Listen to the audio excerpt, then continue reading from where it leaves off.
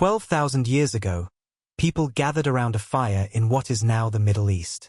But they weren't cooking food. Charred seeds and unusual ash told a different story. Archaeologists realized this was smoking, thousands of years earlier than anyone expected. Today, I'll tell you when ancient humans started smoking. Most people think smoking is a relatively modern vice. Tobacco, pipes, the 1600s. European sailors dragging the habit back from the Americas. That version of history is comfortable, clean, and almost completely wrong. The story of humans and smoke goes back so far, so deep into prehistory, that when researchers started piecing it together, they found themselves questioning something fundamental about human nature itself. Let's start with what we know for certain.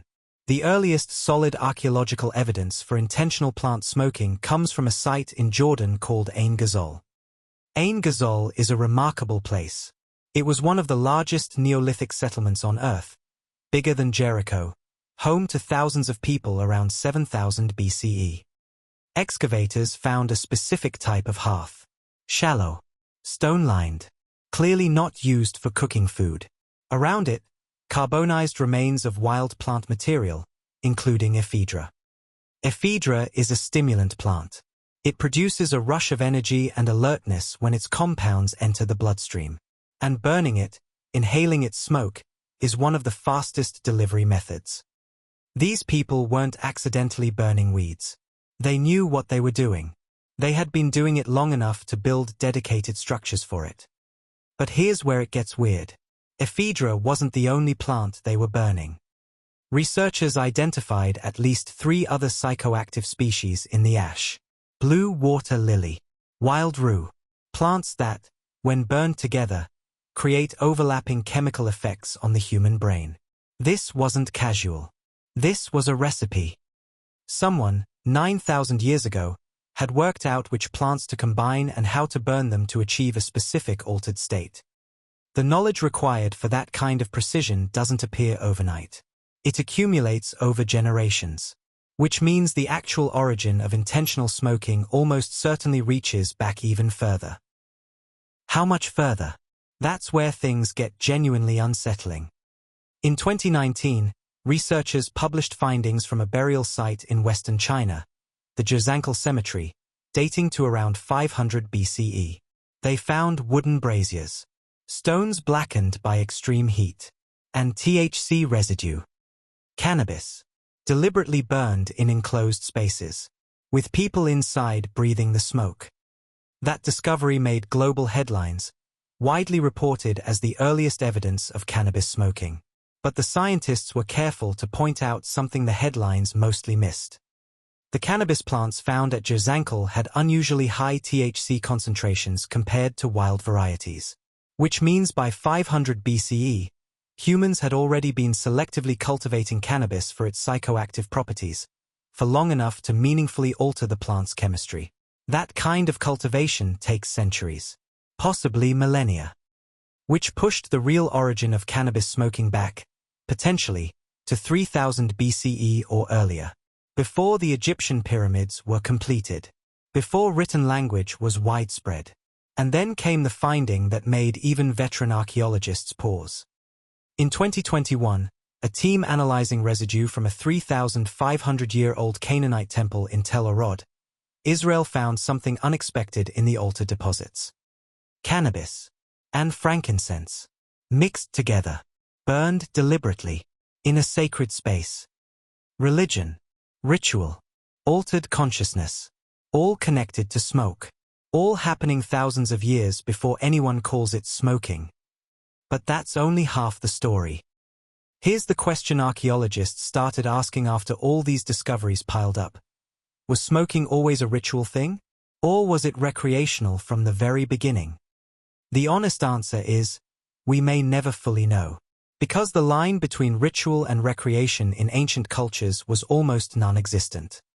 When a Neolithic shaman inhaled smoke from burning plants to enter a trance state and commune with spirits, was that work? Was that worship? Was that pleasure? It was probably all 3 simultaneously. Modern categories don't map cleanly onto ancient minds. And that realization, quiet as it sounds, is actually the first major twist in this story. Because we tend to think of recreational drug use as a relatively modern indulgence. A sign of civilization gone soft. A product of too much free time. But the evidence doesn't support that. Humans were deliberately altering their consciousness before they had agriculture. Before they had cities. Before they had writing. In 2020, researchers analyzing tools found in the Atacama Desert in Chile, some dating to 1000 CE, discovered a leather pouch containing the residue of at least 5 different psychoactive compounds. 5. Together. In a single kit. Snuffing tubes. A decorated pouch. Spatulas for preparation. This wasn't improvised.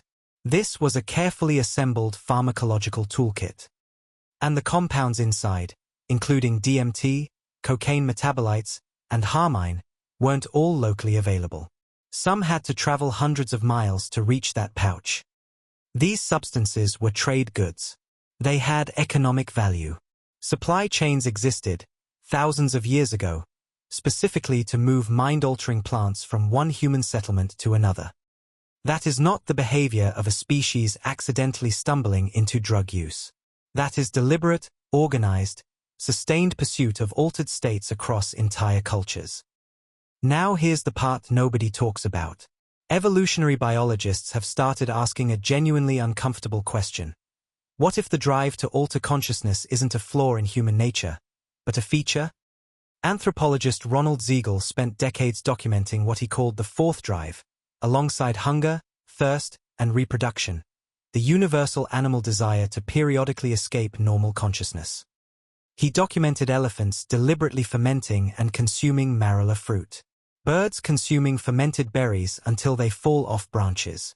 Jaguars chewing ayahuasca vines with no nutritional benefit whatsoever. If the desire to alter consciousness appears consistently across species, not just humans, then maybe it isn't a moral failing or a cultural problem. Maybe it is something older. Something wired in. Something that emerged long before Homo sapiens ever stood upright. And that reframes the entire history of smoking. Of ritual. Of intoxication. The first human who deliberately held smoke in their lungs and felt something shift wasn't weak. Wasn't deviant. Wasn't broken. They were doing something every complex animal on Earth has done. Reaching for a moment outside the ordinary weight of existence. The specific plant changed. The delivery method changed. The cultural meaning changed. But the reaching never stopped. It went from Neolithic hearths in Jordan to stone braziers in the Himalayas to carved pipes among the Hopewell people of Ohio to cigarette factories producing billions of units per day. The technology scaled. The biology didn't. We are still the same animal that sat around a fire 12,000 years ago and thought, deliberately, intentionally, curiously, what happens if I breathe this in? We are still the same animal that sat around a fire 12,000 years ago and thought, deliberately, intentionally, curiously, what happens if I breathe this in? And maybe that curiosity, that restless, ancient, slightly reckless need to know what lies just beyond the edge of normal, is the most human thing about us. Not a weakness. A signature. One more thing before you go. The oldest known carved smoking pipe, made from stone, was found in Louisiana and dates to roughly 1,500 years ago. Designed for tobacco. Shaped like a bird. Someone spent real time carving that. It wasn't just a tool. It was art. If that kind of detail gets under your skin, if you like the moments where history turns out to be stranger and older and more human than anyone taught you, Curio Brain is the place for that. Next up, the lost civilization that ancient Egyptians were genuinely afraid of. You've probably never heard its name. Yet.